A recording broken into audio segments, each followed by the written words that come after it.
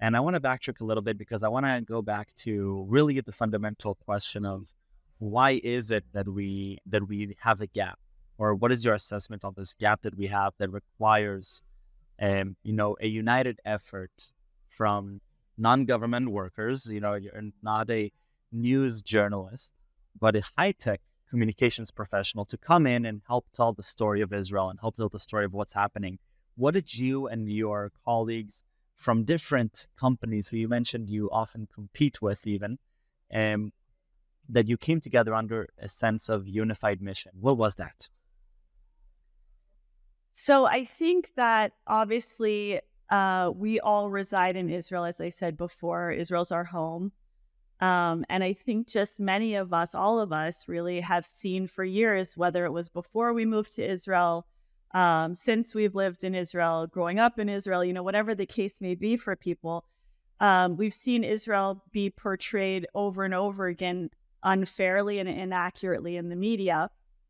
And we have professionals in the group from multiple countries. I mean, obviously America, Canada, the UK, but also South Africa. There's Australians. There's really all kinds of different nationalities represented in the group. And I think the common theme there is that we've all seen the media be unfair and inaccurate when reporting on Israel. So we coming from that, with that knowledge, we all realized, okay, like, we need to step in here. We need to step up.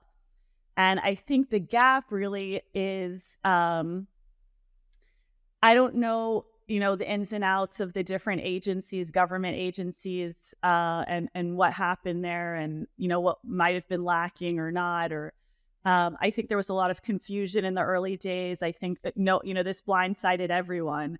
So I don't want to be too critical of any agency or anything like that, but there was definitely a gap from above, right? So whichever offices should have kind of maybe planned for this in advance, and not for this obviously incident, but I mean for just, representing Israel in the media during wartime, representing Israel in the media during, some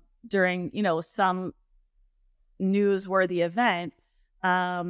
It wasn't really there. And I think online, social media, it was there very quickly, right? Like there was a lot of, I think the foreign ministry has a great team. Like there was a lot of stuff coming out online on social media pretty fast.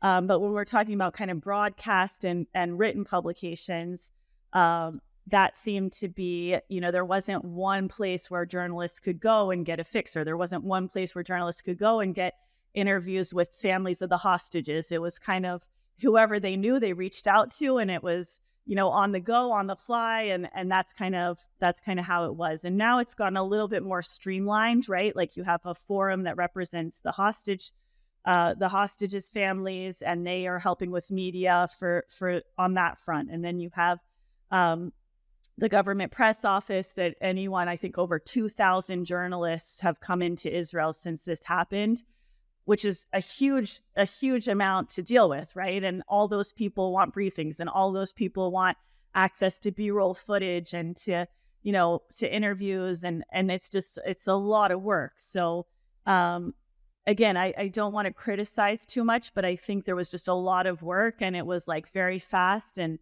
nobody was expecting it. And so it was just kind of all hands on deck. And that's why we felt like a need to really step in and help. And so paint me a picture of what this stepping in to help looks like. So all hands on deck, massive mayhem, different confusion, 2,000 reporters, more than 200 families that are, in from the hostages, and then you have all the families of soldiers, and so many different things happening. What is the effort that we started working on together as a group? So there were a few things that kind of we were working on simultaneously in the early days. It was, number one, we wanted to have like one place where journalists could go to get B-roll footage, to get, photographs, to get interviews, firsthand interviews that were recorded with the hostages' families. We wanted like just one folder, one place, very simple, shared with everyone, where they could go and get what they needed. So that was one of the things we did very early on, which was create this document, this folder for that. Another thing was really interviews. Like we wanted. And by the way, just in that creation of that folder, so obviously there's a part here in creation is what materials go in, how do we portray these materials, how do we make sure that they're being portrayed with the right messaging. What was there a process of collaboration amongst you for that creation, or some decision making to strategies how to do that? It was just kind of volunteers for different things. So, for example, for that, one guy decided he was going to start it. I joined him on that specific project, and then a bunch of people sent us things, right? So they would send it in the group, or they would send it over email, and then we would upload it to this folder. Obviously, a lot of the images are very graphic. So we kind of set those aside. The very brutal ones we set aside in a special folder, and like the warning on it. So people knew, they weren't bombarded with these images if they didn't want to be. So we kind of organized it like that. We labeled everything clearly. So we just tried to make it as easy and clear as possible so the journalists could really just have that information and have what they needed. I think we've all seen kind of the coverage, and we're talking to, for example, they're talking to a hostage's loved one who's being interviewed, and in the background, there's B-roll footage from, like, a Gaza building that was like destroyed. Like why are those images being played in something that is not being discussed at that moment? Somebody else is being interviewed and it's not connected. So it's not directly connected. So we just wanted to make it as easy as possible and as accessible as possible for them. So that was kind of one thing initially right off the bat. So what's been the receptivity from the journalism side or from the global side on working with a professional group of people that are just streamlining this information or helping make sure that it's fair, it's a fair and accurate portrayal of what's happening. What was the receptivity there? Because there's a lot of conversation about how information is being sent out and the diligence that's being done on it before it's being disseminated. Yeah. I think everyone was very appreciative of the people that we worked with. Did they use everything that we offered them? No. Did they internalize and then tell the world every single message that we kind of would have preferred for them to? No. But I think the fact that we made it, like I said, easily accessible to them. We were friendly and professional and really working hard, really 24/7. People were working around the clock to set up interviews, to get the right people that they were looking for, to get English speakers, to get, a lot of the people from the UK, the outlets from the UK wanted to speak to somebody originally from the UK. So really trying to kind of do all that research and make those connections. I think that it definitely helped the coverage, right? It helps balance out the coverage.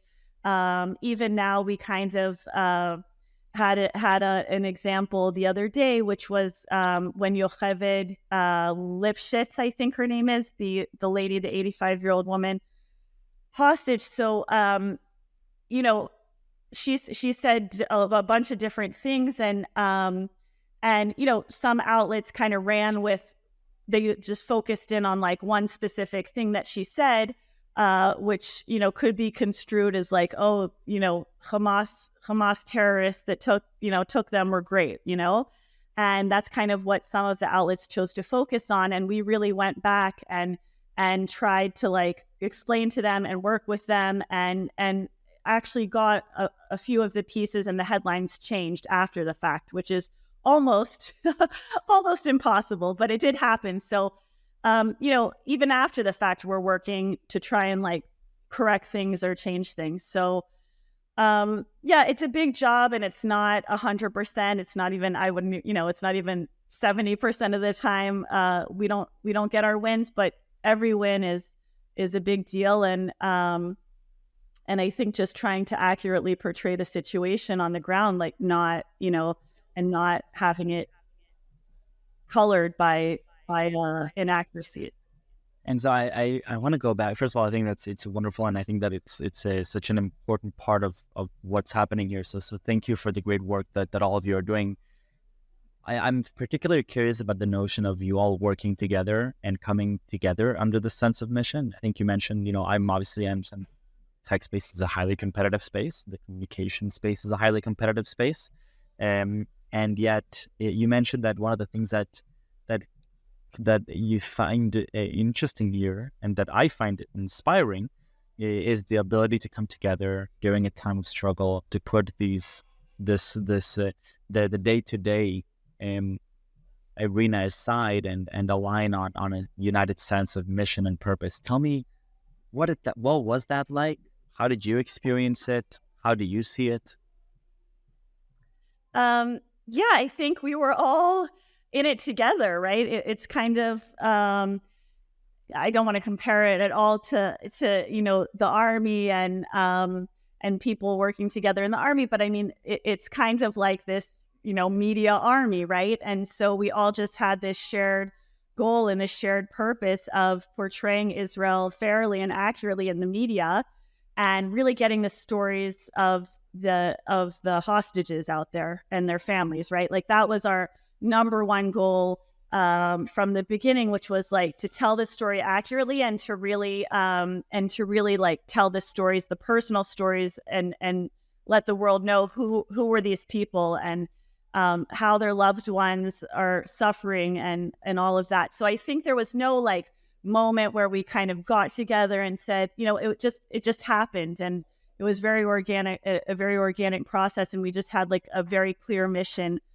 from the beginning, which was we wanted things to be accurate in the media and the stories told. So nobody there's like no ego in the group, right? Like it's just like, okay, who has this person, who knows that person, who has somebody from CNN, who has and it's very quick, it's very easy, it's very seamless. It's just we're always communicating, sharing files, like whatever it may be. So yeah, it's been great. I think just this shared sense of mission is what's made it work. And what's been your personal experience from October 7th? How has the past 18 days, we're now October 25th at the time of recording, how have the past 18 days been like for you, from the initial shock of the holiday going out and all of a sudden discovering that we're in the middle of this event, to we're not in the initial event undermines it, this terrible situation. How has this been for you? You're taking actionable actions here. Yeah, I'll tell you, Michael, like it's been horrible, like it has for everyone, right? I'm generally a very positive person, and I've just felt this like incredible weight for the past, what is it, 18 days. I wake up with a pit in my stomach. I go to sleep with a pit in my stomach. My daughter just celebrated her 4th birthday, and while it was a lovely celebration, I mean, all I could think about, the majority of the time was like the kids who are in some tunnel, in some hole somewhere, passing birthdays and whatever else with just like in hell.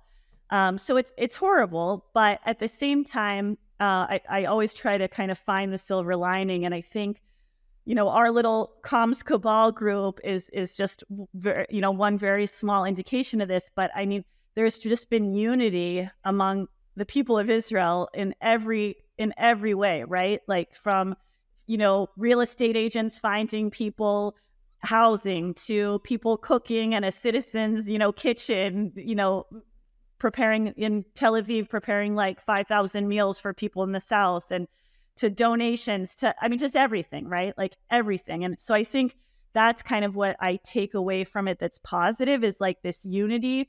You back it up before October 7th, it was like, everyone at each other's throats. And literally in a split second, I mean, the whole country changed and came together. And I think, it's a horror. And for me personally, I can't just sit back and do nothing. Like I feel like I have to act, and I have to keep moving, and I have to do something. So, one of the ways I do that is through this communications work. But the unity of the people is really what I gives me hope and strength, and we'll just overcome this. We have to overcome this. We don't have a choice.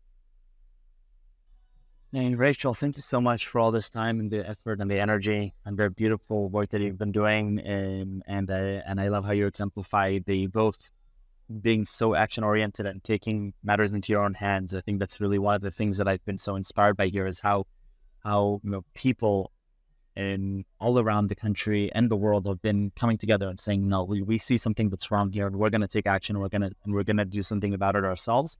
And not only that, but doing it with people that you both work with in the day to day and people that are in the same industry as you and perhaps are in the day to day. It's a cooperation, not just collaboration. So I think that it's phenomenal and it's a fantastic effort and endeavor and an inspiring one and a message that I think a lot of people should hear. So thank you very, very much and continue making a positive impact. Yeah, thank you so much. And I just want to give a lot of credit to everyone in the group. I mean, I just do a little piece of it, but there's people that are working way harder than me and really just making a difference on the media front. So thank you to all of them. Wonderful. Thank you, Rachel.